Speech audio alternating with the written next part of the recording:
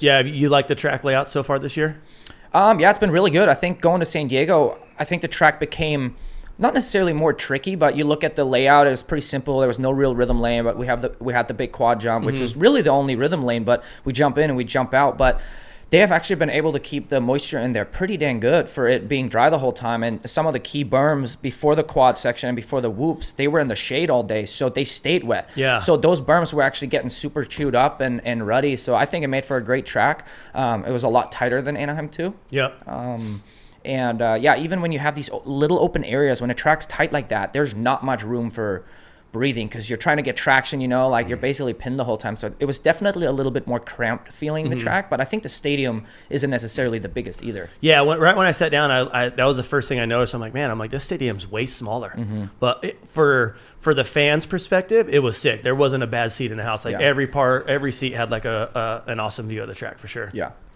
Yeah, I look at like the moto scene, and I asked a lot of people. Obviously, we work with Jet Lawrence and Hunter Lawrence, and I asked them, hey, how was the moto scene like growing up in Australia, and what kind of like motivated you to want to obviously ride?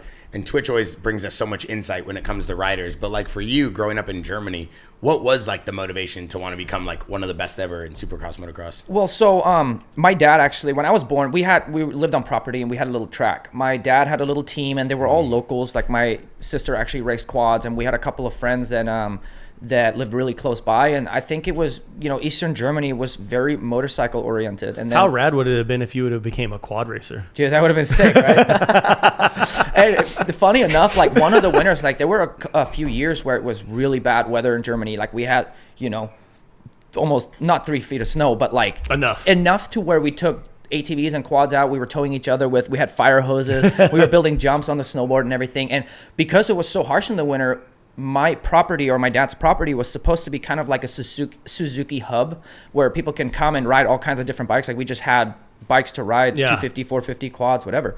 And during that time, the weather was so bad, we couldn't really ride dirt bikes. We had 3 or 4 of the like regular like dirt bike quads, and we were ripping them all day, like basically using it as training in a sense. You're still riding. Well, it's quads, but it was super fun. It was, frozen and we had a lot of snow. It was so much fun.